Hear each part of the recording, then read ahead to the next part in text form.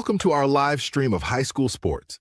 Please note that this broadcast is produced by an independent team of sports enthusiasts, and the views, opinions, and commentary expressed are solely those of the commentators and not representative of the schools, teams, or athletes featured.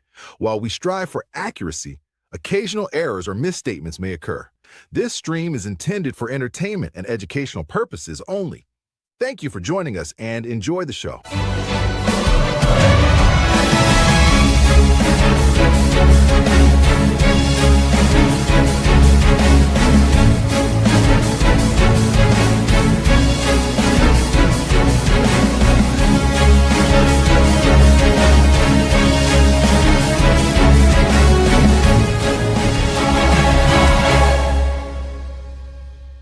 Yeah, come on, let's go. Hey, you ain't never seen nothing like this. Ain't no telling how it might get. It's the hypest right here. High school sports at its finest. So many highlights, you have to rewind it. Hey, Stream City, let me just remind you. The heart of a lion, a team full of fighters. So many stars on the field, it'll blind you. They're giving everything they got till the time's up. Yeah, legends in the making. History is made. We just getting started. You ain't seen a thing. YSN, gotta know the name. They gon' bring the flames. They gon' do their thing. Take it to another level, don't hold back. High school, got a passion and we show that. Got the drive and you know they got the heart. Number one spot for your high school sports. Let's go for the win. Hey. And welcome into a Wednesday episode of YSN Live. And you know what Wednesdays bring. It is Wrestling Wednesdays with Gary Altizer, our wrestling guru, the head coach of the Wellsville Tigers. Gary, thanks for coming on, talking to us again for another week. Glad to be here, Anthony. It's another week in the books and closer and closer to that postseason. Postseason starts a week from this weekend. So when we say close, we mean really close. And don't forget that the state duels are still happening too, right? We have a couple of teams they're done competing state in that. So we have good. We have to recap that. We will recap the Buck Bailey that went down with Wellsville, and then we'll also, of course, have our special guest today, and we're going to have her right at the top of the show, so we're not going to let anyone wait for it.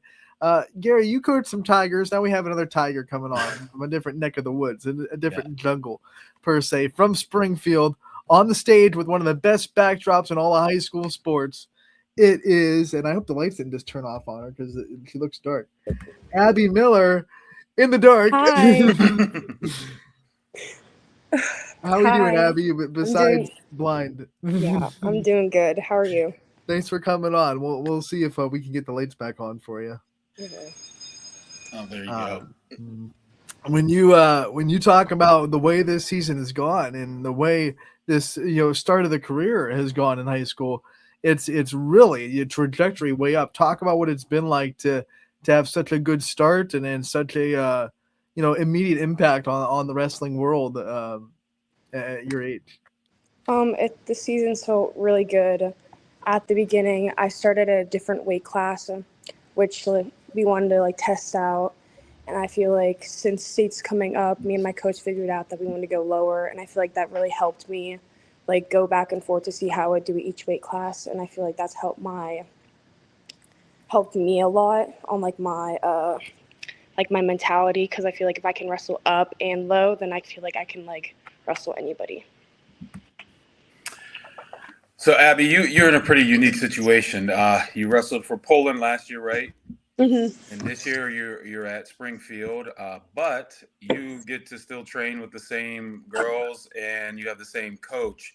So why don't you talk to us about that? How the transition's been going, from Poland to Springfield to school, but you're representing your new school with your old teammates. How's that transition been, and what's it like every day for you? The transition is pretty good. I feel like Poland was more active in wrestling as much as Springfield. So this is their first girls wrestling team. I feel like I'm trying to get more girls to go for Springfield so that we can have our own team. But also, I love how my coach has been switching back and forth, and he's been really supportive of what I need to do. And also, the athletic director for Springfield has been really supportive, and all the teachers have been checking in on me. And I just love how they know me as like the girl wrestler from Springfield. And so I love the Springfield community. It's really helpful. Yeah, I mean, your coach moved heaven and earth to make sure that you would still have a home and you'd still be wrestling. And we know that he's kind of pulling double duties, coaching you, but still coaching the Poland girls as well. What's that been like, having someone that is literally in your corner and will do anything to make sure that you're in the best possible position to succeed? I love it. I love how my coach has been with me through all these years and is willing to do whatever it takes for him to coach me. And I love that support and knowing that he can be there if I need anything, whether it's like at a different tournament or if at a school, I can just text him and he'll like help me with whatever I need. So you say your teachers and basically everybody knows you there as the girl that wrestles. So you're probably getting a lot of attention, a lot of newfound attention, a lot of questions, a lot of people being really curious. Is that the kind of reception you've gotten there in Springfield? Yeah, my one teacher, he's been really supportive, like asking me how I've been doing at every tournament. And my parents have just been talking to every teacher. And now they like come up to me, which is like really helpful since like this is my first year at Springfield, and like not knowing as many people, them like coming up to me is like meant something because wrestling's something I love. And so having to talk with them about it really like boosts my confidence about wrestling. Most athletes, when they have to switch schools, they have to lose the teammates that they were playing with, and they have to go to a new team with new teammates. But you're still wrestling with the same girls. You're still wrestling with the same Poland team. What's it like to not lose that connection and to be able to wrestle with the people that you kind of came up with and the people that I'm sure inspire you so much to do great things? I'm glad that I still have to wrestle with my teammates. I feel like they're a lot in like who I am for when I wrestle, like especially Ella Thomas. She's a second captain, and I love how she's like been with me. And I feel like if I wasn't on Poland, then I don't think I would like wrestle how I used to, because I feel like our whole team like makes one, and then like if there's like one person out, then it's just difficult. And so I love how they're like with me and like always checking on me, like how I'm doing at Springfield. And I'm glad that my team's still with me. For anyone out there that's not familiar, in Ohio, if you have a small wrestling team, I believe it's less than 7, you are permitted to practice with another team. So that's why Abby gets to do that. And Coach Beatles stepped up to be the coach with her, and as well as staying with Poland. So hats off to him for all that hard work to make that happen for you and for his team. So I was looking at some of your results, and you started the year at 155. And, man, you wrestled a real hammer schedule there at 155. I think you wrestled the number 1 and number 2 ranked girls in that weight class before you went down to 145. Did you see any kind of a difference in the weight classes, other than obviously size? But being up at the higher weights, they wrestle more upper body? Is it more, the close matches, kind of see the 3-2s? The heavier you get in the boys section, the closer the matches get, because it's just hard to score on people the heavier they are. Did you notice that when you went down to 145 that maybe, hey, I'm taking some of the strength with me down there? Yeah, I did. I feel like me wrestling upper, like heavier weight classes helped me like perfect my moves more. So like my double, if it was hard at 145, I can hit on 155, then I can hit on any 145 girls. So I feel like my strength is like has come down with me, and it's like helped a lot. You had a really good postseason run last year. What are some things you want to do to raise the bar a little bit this year and get even further and higher on that podium? I feel like I need to be like more technical with my stuff. I wasn't really like as focused last year because I put everyone on a tier above me, and my coach Beetle, he really helped me with that, on like knowing that I'm up there with those girls, and that I feel like I'm gonna have more confidence going into everything this year, and so hopefully I'll get higher than what it was last year. So every week we ask this question. After weigh-ins, you step off the scale, you're a 10th under, the pressure's off there. What is your go-to after weigh-ins meal? And then Coach Beetle said to specifically ask you what your post-match meal is. So it must be a good one. After weigh-ins, my meal is I have a purple Powerade with the purple barbecue Pringles, and then have pepperoni and then like Chobani flips. Wow. That's Anthony, new one there we're putting on the board. Purple everything. Yeah. I thought it was going to be a purple pepperoni too. You know, what got you into that routine? Because that seems like it's kind of one of the things that is routine into you. When did that start? I started at the beginning of 8th grade. Me and my dad, we went to the store, and that was my main craving for what I wanted. And I was superstitious about it. So now that just comes to me every single tournament, no matter what. The real question is, that was but where does purple rank on your color scale? Is purple high on your favorite colors, or is it just the good food? No, it's just a good food. Okay, so every great wrestler has a great drilling partner or partners. Now's your chance to give a shout out to your teammates, to your coaches. Who is it in the room that pushes you, and what do they bring to the table? I feel like Ella Thomas pushes me the most, even though she's lower than me. She's at 100 and I'm 145. But my main trail partner is Muskan Gotra. She's 125, 130, and I feel like she pushes me because she's a lot with upper body and stuff, and wrestling those 155 girls. I feel like her helping me a lot has put me to where I am. When you think about, being able to, like you just said, wrestle with some of the best wrestlers in the area. I mean, Poland girls wrestling is on top of the world right now. How much does that push you to get better and push you to kind of stand out in that wrestling room? It pushes me a lot because I feel like since I feel like I contributed a lot to, somewhat to Poland wrestling last year, I want to have the same community as I did in Poland for Springfield. And so now I'm trying to get a bunch of girls to do Springfield wrestling. I'm just trying to have the same community as I did in Poland because it's amazing. All the girls are happy. Everybody wants to join. What's your sales pitch right now? What are some things you're trying to tell girls to convince them to come on and be a wrestler? My main is it keeps you in shape. It's so much fun. Everybody's just having a fun time. It's not that hard. The singlets are good looking. I feel like everybody's just having a good time when they're wrestling, so you should join.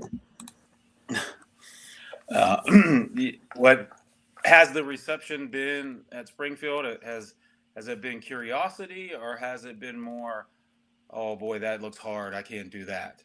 How has the reception been? It's mostly just curiosity because none of them have done it before, and so I feel like me answering their questions has helped them a lot, think about it. So I'm sure you get a lot of questions from that curiosity. What do you think is the biggest misconception about your sport that people from the outside have, that maybe they ask this, or they ask what's this like, and you're like, that doesn't happen at all? I feel like when I mostly have girls come up and talk to me, it's their most concern is they have to wrestle boys. And I always tell them, if you're not comfortable with it, you don't have to wrestle boys at all. And I feel like that, reassures them, because I feel like wrestling guys with, especially your first year is, kind of scary. So I have to, reassure them, it's fine. If you talk to the coach, I'm pretty sure he'll be okay with you not wrestling boys at practice if you're not comfortable with it. Yeah, absolutely. And, the sport's grown leaps and bounds. While, Poland's got several good wrestlers. Your schedule has been crazy good. Like I said, you've wrestled a ton of really, really good wrestlers. Have you seen in your time that every year things are kind of getting a little bit harder? There's more good female these brackets. Maybe a couple years ago you were blowing through them, but now you've got to. Now it's man, these guys are improving. I've got to really bring my A game for every match now. Yeah. I noticed coming down, I feel like a bunch of girls are moving up and down in weight classes, and so I have to worry, but not worry, but I have to find who's coming down to figure what they're doing, because I think Lillian Hendricks dropped down to 145, or she bumped up, and so she's good, and so me and my coach are talking about stuff to help me improve my game if I have to wrestle her in the future. I want to talk to you about role models in your life, people you look up to, people that you go to for advice. Who are those people for you in your circle? My dad mostly. He helps me a lot with my mental mind during wrestling, and then also Lexi Beetle, which is my coach's daughter. She's helped me a lot. I used to get overwhelmed during my matches or during practice, and she would just like help me a lot, and I feel like she's affected like how I handle matches afterwards. All right, last question from me. State qualifier last year, state placer last year. I'm sure that your goal is to be at the top of the podium. But other than that, what is the experience like being at the state tournament, getting to stand on the podium to know that you're one of the top wrestlers in the state? It feels really good knowing that I'm up there, knowing that beforehand I used to like put girls on a tier of where I was, and knowing that like I'm up there makes me feel proud of myself and like how hard I worked to accomplish that goal. I feel like that's really helped me a lot. Is it giving you did it give you another level of confidence for this season?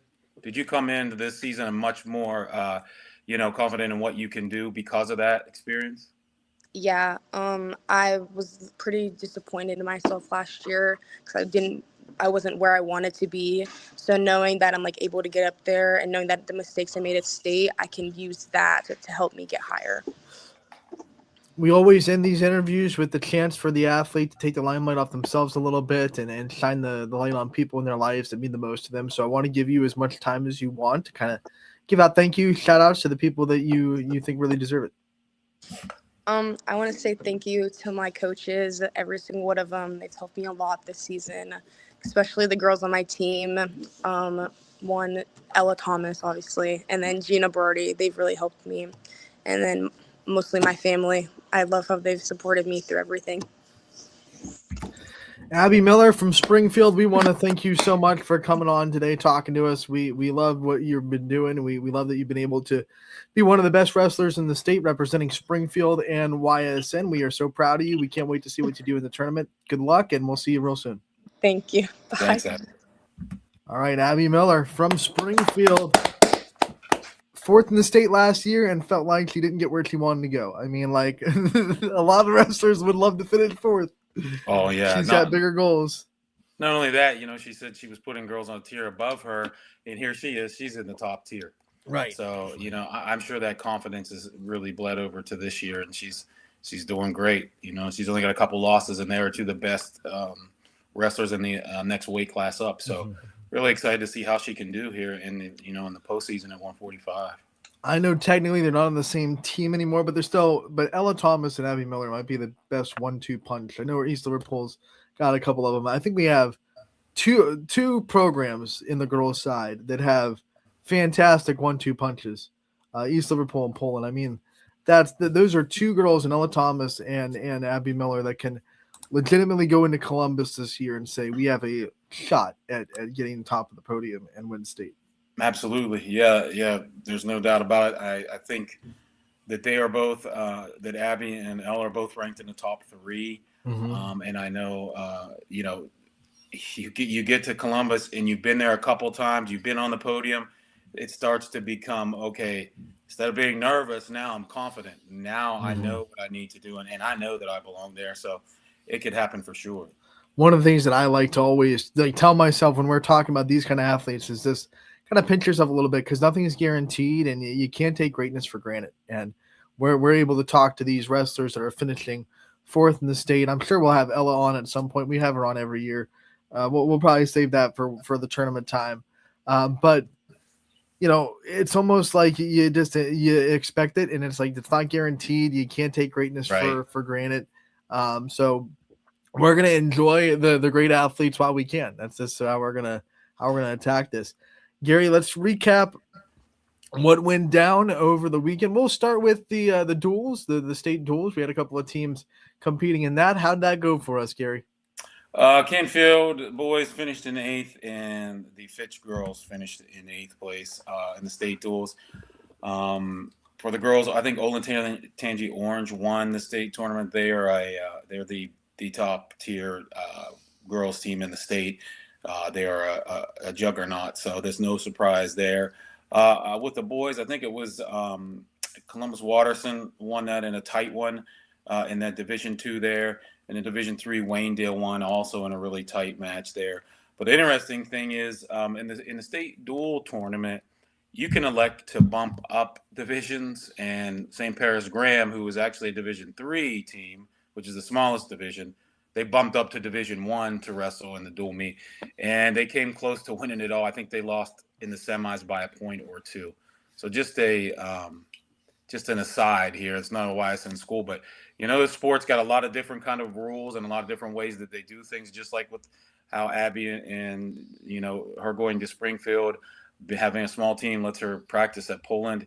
Here in this, in wrestling, in the dual meet championships, if you feel like you got a team that can bump up to a higher division, you're welcome to do so, and that's what St. Paris Graham did. But that St. Paris Graham program is a top program in the country, so it's kind of no surprise there.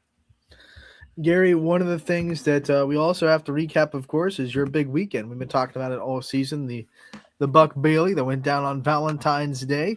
It went off with flying colors. I think you guys hit another home run out of the park. Talk about how well it went and what were some of the biggest takeaways from the Buck Bailey. First off, we've had great turnout. The amount of teams that want to get in the tournament, it just keeps growing, and I keep getting, every year, these last couple of years, I've had team after team after team wanting to get in, and I had to cut off, after a certain point, like, hey, I'm sorry, we're full. We'll get you in if somebody cancels. We had 22 teams and 220 wrestlers, and nearly every single one of those wrestlers came and made weight. We only had a couple of scratches, which really is crazy. The brackets were, 16-man brackets. We had a bunch of them that were completely full 16-man brackets, and there was a ton of great wrestling. We had number 1 ranked wrestlers, number 2 ranked wrestlers in the state in their weight classes in their division that were there wrestling. There were a lot of just quality matches out there, and if you were there and you were wrestling, chances are you got to wrestle at least one quality kid, if not 3 or 4 of them. Beaver Local won the tournament. They had 7 champions. They had a really, really great tournament. Bobby Buhite at 150 pounds, he was our MVP. He looked really, really good. I think that he's really getting ready for that postseason run. Minerva came in second place. Indian Valley came in third. And there was a lot of local teams represented. Columbiana had a really good tournament. I thought Columbiana, I think that they're really coming around as a program. Coach Davis there, he's got things rolling. They've got a couple of kids who are really starting to come into their own in the upper weights that are looking tough and peaking at the right time. So I'll be interested to see what Columbiana does in the sectional and district tournament, just as one of the D3 teams that were there. We had teams as far away as Magnolia, West Virginia, which I think is about a 2-hour drive south of us, that came up to wrestle. One of their wrestlers got the fastest pin of the day. It was a 9-second pin. We had a lot of people who volunteered. Couldn't have done it without the people who stepped up to do it. We had one of our old basketball coaches came in to do the announcing for wrestling, John Stokes. He stepped up because our 2 announcers that we usually have do it were both busy that day. So we had a ton of food in that coach's room. Anybody who left who was in the coach's room and you left hungry, then that's your fault, because the amount of food that we had in that room donated from the community was outstanding. We had everything you can imagine, fried chicken, JoJo's. We had literally, I could probably sit here and name for about 20 minutes the kind of food that we had in their homemade sub sandwiches. Subway actually donated food. There were probably 4 or 5 crock pots full of, meatballs and pasta and everything imaginable was in there. And people, they just kept stepping up and just kept bringing food in. I had all of my junior high wrestlers were there volunteering. I had a bunch of alumni who came in to run the tables. So it just turned out to be a really, really great day. The concession stand, the boosters did well. We had hundreds and hundreds of people that paid to get in to watch. So I couldn't be happier with the way that it turned out, with the competition we had, and really with the response that we had in the Wellsville community. All right, Gary, I don't know how much you got able to watch what was going down. Like, I'm sure you had a lot to do yourself. Was there one match you were able to watch that was like a really good one that may be the highlight of the weekend? So I didn't, outside of my kids, I didn't get to watch a ton. I know Bobby Buhite and a wrestler from Minerva, last name of Civi, both ranked in the top 10 in the state. That was the finals match. I peeked my head in a couple times, and it was close for the first 2 periods, but then Buhite pulled away there at the end. That is the one that stood out to me. But there were a lot of really good matches. There were, a shout out to Bob Vaya at Letonia. His heavyweight made it to the finals there.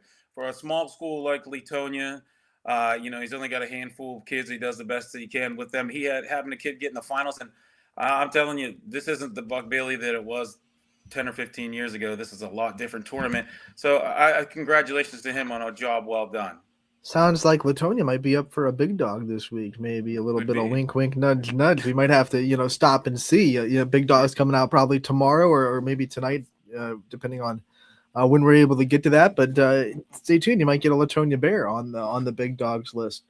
Gary, we have a couple of things to kind of preview. A couple of things that are wrapping up this week. Wrestling on the network tonight. Chris Colucci and Caden Welker is going to be in South Range for senior night as they're welcoming in Southeast and Liberty. That's going to be a good try. Those are three really good programs. Yeah, Southeast and South Range. That will be a really fun one to watch there. Also going on tonight, Fitch is going to travel to Beaver Local. Fitch does in the state duels. Beaver Local just won the Buck Bailey. You can't ask for much more than that. That's going to be a fun one too. Edgewood and Pymatuning Valley are going to be at Grand Valley tonight on the boys' side. Girls wrestling tonight, it is senior night in East Palestine if they welcome in Columbiana and Mineral Ridge. So that's what's going on tonight. Over the weekend, we also have some wrestling on the network that is going to go hand in hand with our tournament basketball on Saturday. Chris Colucci going to be at Western Reserve as the MVAC championship comes to Western Reserve's gym. So he'll be there for that one. So even though we're gearing up for postseason, wrestling still on the network this week. Like we said, great matchup in South Range for senior night. Liberty and Southeast both come into town. We've talked to Southeast, and I know Chris has talked to a couple of South Range kids. We have interviews on 2 out of 3 of those programs. Gary, that's going to be a fun night tonight for Caden Welker on the call. Yeah, real fun night. There'll be some really good matches there. I'll be interested to see how that one turns out. We know that both of those programs there are pretty strong, top to bottom, and Liberty's always tough. So that will be a fun one. And Chris going to the MVAC, this is it. This is that week where you get in your dual meet requirements for your league, and then you get your league championship in either last Saturday or this Saturday, and then that's it. I don't know anybody that has anything the week of sectionals. Then next week it is sectional time, and we'll know where everyone's going. We'll kind of preview sectionals next week, talk about what went on this week. Of course, we'll recap what we get the results from. And of course, as always, we'll try to get a very special guest next week as well. So stay tuned. Gary, thanks for coming on. I know you got to get out of here at 12:30. Got other responsibilities because you're like the president of Wellsville right now, El Presidente. And we salute you, sir. So keep doing your thing. We thank you for coming on every week, and we'll see you again next week as we get ready for postseason. Thanks, Dan. Gary Altizer, the guru, the head honcho of our wrestling department, and the guy that makes it go 5 years running for Wrestling Wednesday, and it gets better every year. We had basketball last night, a lot of important stuff going down, some conference alignment on the line, I should say. We had some tournament games last night. We're going to play a couple of highlights that we have on our YouTube page. We'll start with a big one in Austintown. Fitch, AAC on the line, Ty Bartell on the call. Let's see how this game went. Live from Austintown Fitch High School, and feels like it's a big game energy because it is. Ty Bartell, Ali Kanegi, as the Austintown Fitch Falcons hosting the Canfield Cardinals for a share of the All-American Conference Championship on the line. Canfield. Another thing that tonight is that important for both teams is going to be defense. Like you said, 48-44, first time, kind of a lower scoring game, especially for these high-octane offensive teams, as Giles wants the three from the top, and he hits! He absolutely does. Giles is that type of spark plug player. Canfield still looking for their first points of the game. Shot from distance, Bryce Roberts gives it to him. He's the type of guy that can become a spark plug in his own right. You don't want him getting going early as he finds his first shot from distance. Entering the lane, getting one in the air, kick to the top, three-pointer down by Chase Ricardo. Canfield up 9-7. You can't let Ricardo get to his bread and butter there. That transition three, that's just too easy for him. And again, has to just lob a pass to Giles. Hand off Higgs. Canfield, great defense. Ricardo pokes it away, has a lane, detonates. Falcons to Higgs. Now to Giles. Giles downtown, tries it and banks it home. It might be 8 o'clock, but the banks are open in Austintown tonight. They'll give the friendly bank to E.J. Giles. Quarter. Cardinals take a sigh of relief as he misses, turn it into a transition two. Exquisite ball movement coast to coast. And that's when they're the most dangerous in transition right there. Great extra pass, great finish by Landon China. Tried it, it's short. Wow, rebound ends up with Ricardo. Found a pass option out to Gabriel, and he'll hit it. Taking advantage of the offensive rebound. We're under a minute now. Hand off Higgs. Higgs to Evans, 45 seconds first half. Evans looks to attack, hands off Giles, thought about pulling it, finds Evans, Evans has it, Evans does have it! What an answer! Ali getting the pass over at the wing. Find Brady Evans, defense there, 15-foot jumper, finds the mark, tough take. Out of the mid-range, but pulling up and putting it down, Evans. That one was smooth for Brady Evans. We'll see. Nice ball movement, beautiful pass to Gabriel. That's a great set going the curl cut off the double screen. That's a no-brainer there for Gabriel. Attacks, jump stop, hits to Salih. Cardinals want to travel. Giles wants the three, left it short, followed his shot. That's why you do it. Excellent follow there by E.J. Giles. Neither one of these teams ready to go away yet.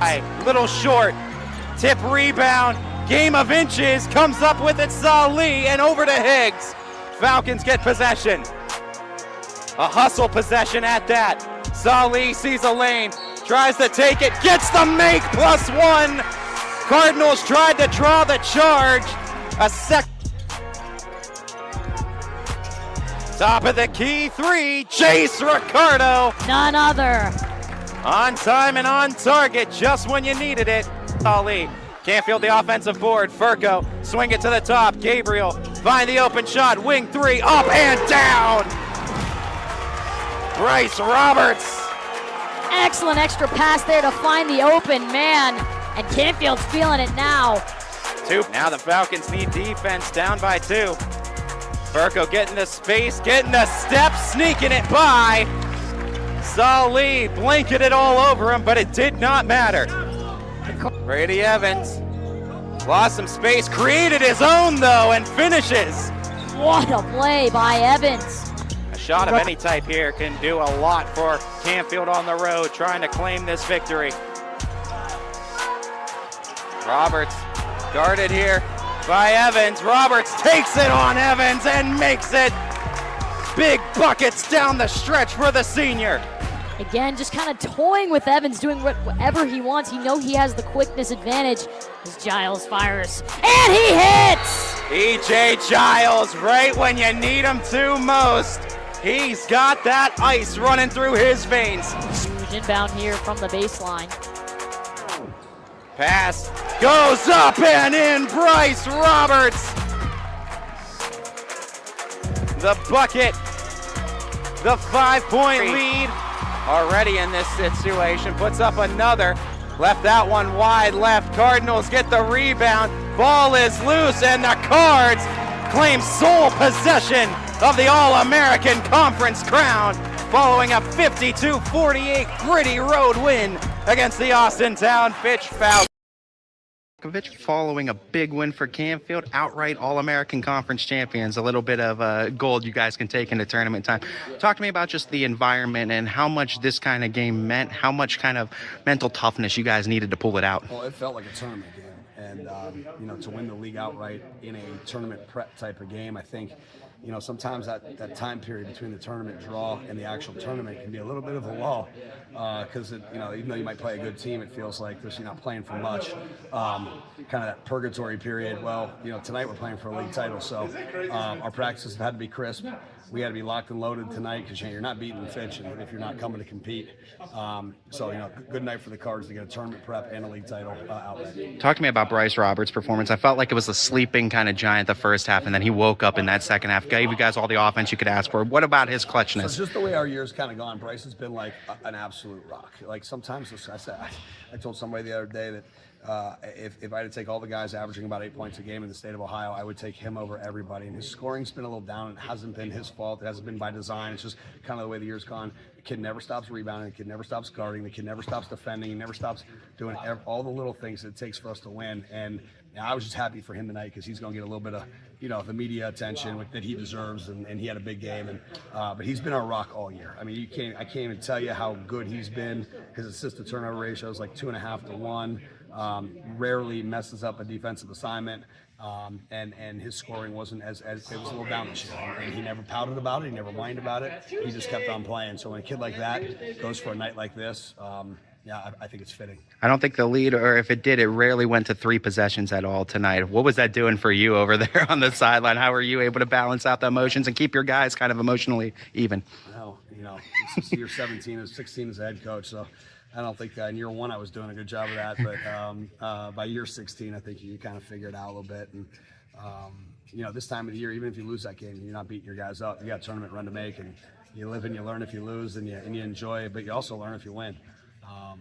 But it's an easy group to coach too, so I'm really proud of them. They were really tough tonight. We weren't always good, but we were always tough. And given the 2, I'll take the tough. Coach, congratulations on the conference championship. Good luck the rest of the season. Thank you very much. It's player of the game, 19 points and a big win against Austintown. Fitch, man, you came up huge down the stretch. It really felt like your offense came alive in the 4th. Talk to me what it kind of took from you guys, both mentally and emotionally, to kind of get this win tonight. Yeah, well, coming into the game, we knew we had to win the conference outright. We know Fitch is a great opponent, and they're going to play us tough every game. So we knew if we locked down defensively, and I feel like we improved on that in the second half, and if we execute on offense, we knew we'd get the win. They were playing with the lead most of that second half, most of that 4th quarter, until your offense started coming alive too. What were you kind of telling yourself to get that offense rolling and get your team back into that game? I was definitely just telling myself to just continue to be a team player, trust my teammates, because I know that in other games, we could have Jay, Shina, or Joe step up and give us 20 any given night. And, it was my night to step up, and I feel like I trusted my teammates, and I made some shots. Talk to me about just how other guys were able to get involved, too. I mean, you had a lot of balance scoring other guys in 10-plus points, too. How much does that kind of help and balance out the team? It helps a ton because we knew we can't just have one person score to win. And, when we have multiple people on our team that can score, we know we're going to be in a good spot, and that definitely helped us tonight. Bryce, the crowd was amazing tonight. Both ends. The student section was loud. They were proud. How much does that kind of energize you and get you ready for this upcoming tournament now? Yeah, it definitely helps a ton because, our fans, they always come and travel and bring a crazy student section, and we have a great community support. So, that definitely helped us bring the energy tonight and come out with the win. Canfield gets the 52-48 win over Fitch. Bryce Roberts, who you just heard from in the postgame with Ty Bartell, had 20 points. A lot of those coming in the second half. In that highlight, you could just see him start to heat up when that quarter went to the third. They needed every bit of it. E.J. Giles played so well for Fitch. They really gave it their all, and they tried to win a conference championship. But Battle of the Birds tips to Canfield, and they win the AAC outright. 52-48 was the final there. Let's go to the rest of the scores in boys basketball last night. WPIAL quarterfinal, round of 16. Mohawk, no problems with the 16th seeded Waynesburg Central. They win 74-49, the final score there. We go on to more scores. Lordstown gets the win over the Academy of Urban Scholars, 58-35. You go into Boardman-Girard, and Boardman goes into Girard, gets the 5-point win, 44-39, the final score there. Cheney on the road going to Massillon-Jackson, and the Cowboys take their win and go into the sunset, 68-50 over the Polar Bears. We have Conneaut traveling to Berkshire. The Badgers beat the Spartans 56-21. I saw the logo and I misspoke. Boardman went to green and won by 5. I saw the power G and just assumed Girard. My bad. Girard went to Salem, and actually they fell to Salem 66-57, the final score there. So the Quakers get a big non-conference win as we gear towards postseason on the boys' side. Overtime in Perry, and the Pirates are able to pull off a win 68-65 over Jefferson. Perry has won 9 of their last 10 after starting the season 3-8, so they're going to be someone to contend with come postseason. They're going to be one of those teams very dangerous because their record's going to put them in the middle of the pack with those max prep seedings. The coaches have no control over, this team, it might be better than a record. We'll vote them higher. You are what your record says you are in the Max Prep seedings. So Perry is going to be one of those teams in the middle of the pack that can surprise some people because they're hot right now, winning 9 of their last 10, and that only one loss coming to Madison, who's a pretty dang good team in their own right. Talking about Madison, they got the win over Lakeside last night, 58-57, a tough one for the Blue Streaks, but they pulled it out over the Dragons. Badger ties up the NAC. There's a 3-way tie right now in the NAC. The Badger and Bristol still have one more game to play. Maplewood is done. Maplewood has secured at least a share of the NAC championship. They're hoping that Bristol and Badger both lose their next games to get it out right. Badger and Bristol both have to win. If they do, then there'd be a 3-way tie at the top of the NAC Stripes division. Badger gets the win over Bristol, 52-46 on, I believe, senior night for the Braves. We go to Matthews, where Brookfield came to town, got the win over the Mustangs, 56-49, the final score in that one. Valley Christian hosting Mooney. Mooney gets a win in a defensive bout, 41-31. Glen Oak goes to Louisville and gets the 2-point victory narrowly over the Leopards, 55-53 at the final score. Newton Falls travels to Middle Ridge, a battle of the orange and black, and the Tigers are the one that are a little bit too much, 63-58 the final score. We talked about Maplewood getting the NAC championship. They did that with a win over Shockers, 78-50. Rockets get the dub on the road. Lakeview goes to Camel, and the Red Devils protect home court, 65-51 the final score in that one. Crestview hosting Jackson Milton gets the big win, 51-33 at the final.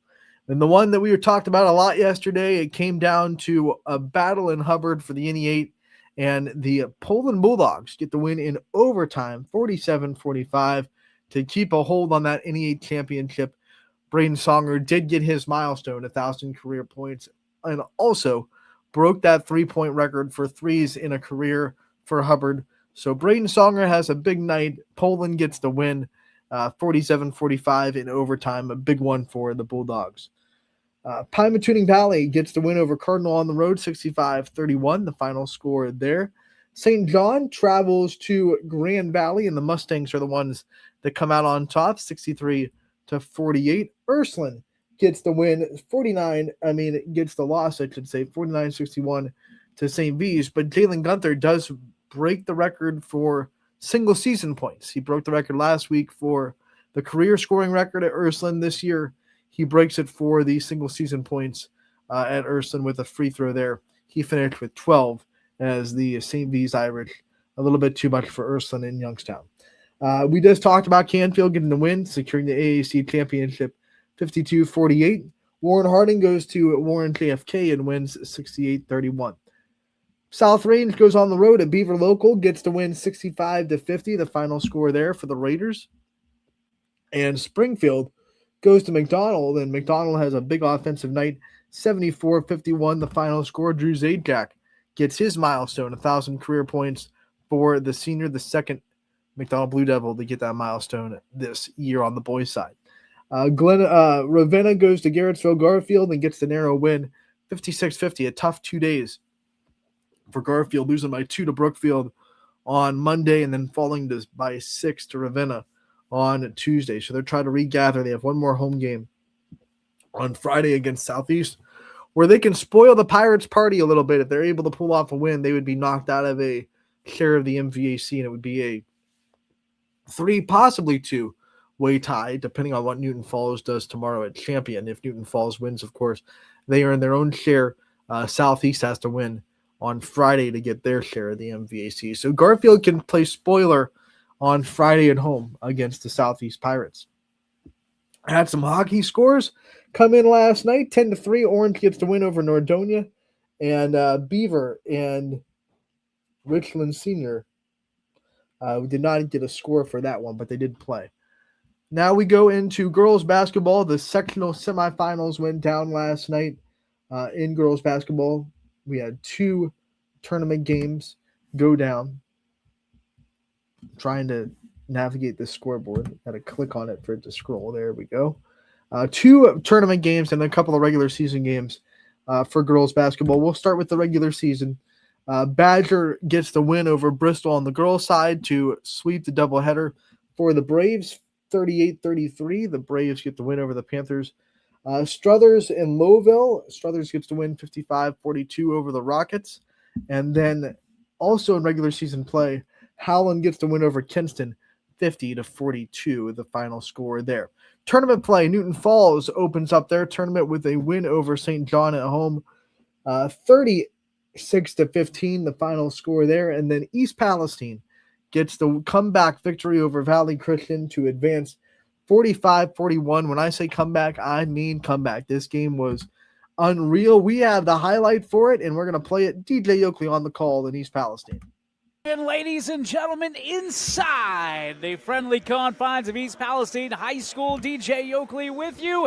So excited. It is playoff time in Ohio, and it all starts right here in East Palestine, Ohio, where the Valley Christian Lady Eagles will make their way into the Dog Pound to take on the East Palestine Bulldogs. Now, right now, good quarterback back in his day, if I remember correctly as well. There's a deep three. That shot up and good. And just like that, we are knotted up at 3 apiece.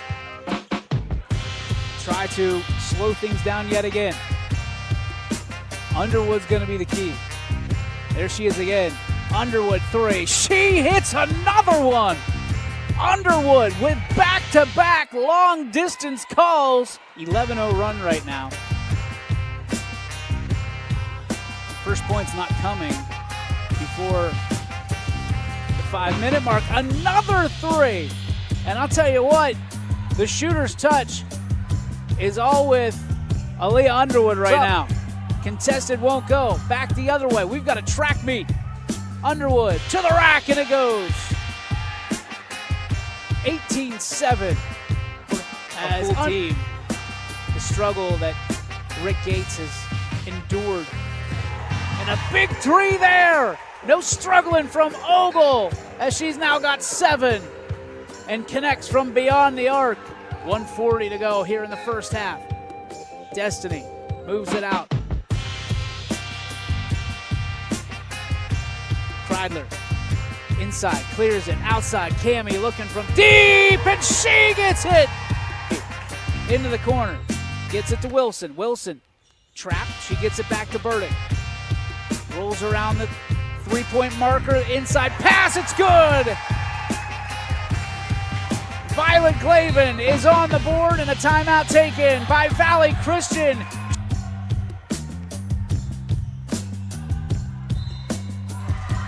The take and the make. Big bucket for Graham, who has come out red hot here in the second half. She's got 4 on the night, looking for her 5th point. Coach Gates trying to keep a handle on this. You don't want to let it get too far away. Another turnover.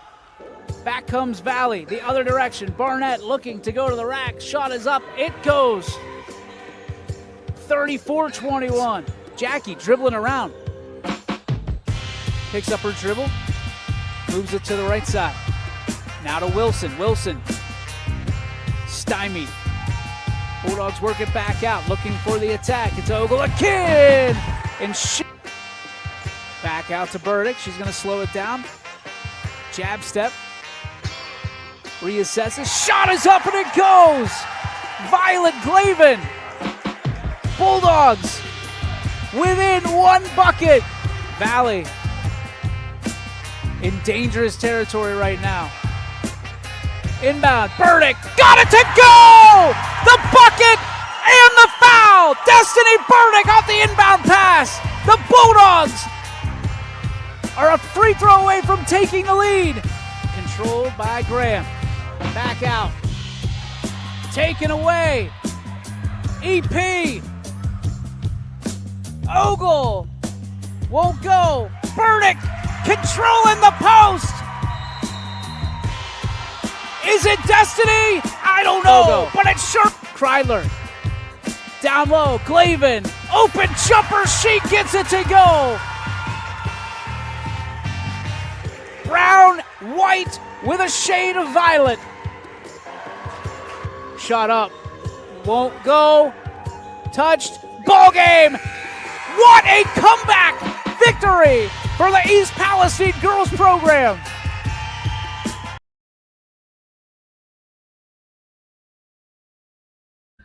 East Palestine getting the win over Valley Christian in a comeback fashion, 45-41. Big night for Jacqueline Ogle, who finished with 17 points, 8 points apiece from Destiny Burdick and Amara Wilson. Aaliyah Underwood, great effort on her side for Valley Christian. She had a game-high 21, but that balance for East Palestine was enough to come back. You had Ogle with 17, but you had Destiny and Amara Wilson with 8 each. Gamey Kreidler had 6, so that balance for the Palestine Bulldogs, able to get them to the sectional finals and tournament win. So congratulations to both our YSN teams that won the sectional semifinal, advanced in the tournament, Newton Falls and Valley Christian. They both beat YSN teams, so we have to say, good season to St. John and Valley Christian. I know especially Valley Christian made a lot of strides this year under the new head coach, Coach Ostelosh. So things are looking up for Valley Christian, St. John as well. So congratulations to both of them on a hard-fought season, and we will see them next year. That's the bittersweet thing about tournament time, right? You're saying hello to some greatness, but you also have to say goodbye to some great seasons and players that we've enjoyed covering over the last couple months. So to the ones that lost, great season. The ones that won, congratulations. We'll see you in the next round. That does it for kind of our recap of last night. Let's see what's going down on the network tonight on a Wednesday. We'll head to our games at a glance spreadsheet and see that we got some games on tonight. Wrestling is first off and foremost. 6 p.m. South Range Senior Night. They welcome in Liberty and Southeast. Caden Welker will be on the call there. Then we have boys basketball on the network. St. John hosting Berkshire. Sam Torres on the call. Columbiana at Southern. It's going to be a big one. Don Pearson will be on the call there. Austintown Fitch at West Branch. The West Branch School will have that one for you. Kirtland at Cardinal Mooney. It's Steve Hodge in Youngstown for the Hornets coming to town. Lisbon trying to win the EOAC and share it. DJ Oakley will be on the call in East Palestine for that one. Western Reserve going to Southeast. Ty Bartel on the call there. Those are the 6 games that are at least at YSN venues that are happening tonight. They're all 6 covered. You can find them all at ysnlive.com/live. I want to thank someone so much for tuning in today, but before we get out of here, we cannot forget the most anticipated part of the show, probably. The sponsored What's Your Spark by Joe Dickey Electric. They are everything electrical. You can find them at DickeyElectric.com.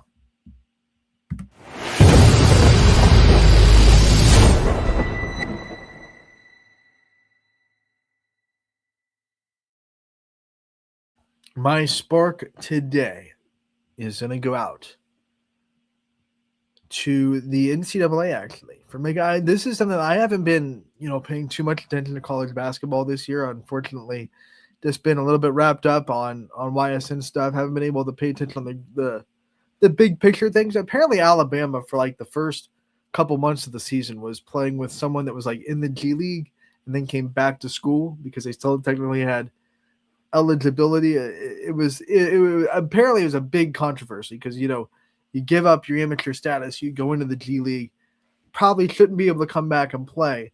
But this week, the NCAA selection committee came out and said that Alabama, that player is no longer playing. They've deemed him ineligible, so he will not be available for the tournament. So the selection committee came out and said Alabama will be judged by their current roster. So kind of the wins they had with that player are kind of null and void. Not completely null and void. I'm sure they'll still be taken in consideration because he's not scoring 90 points for him.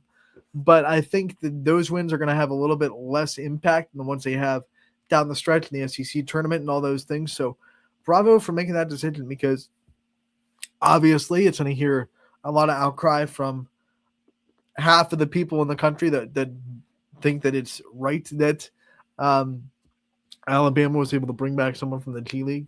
But, they did it. They just put their foot down, which is something the NCAA is not really known for doing. But they said, you know what? One, you can't play. You are not eligible. You gave up your amateur status.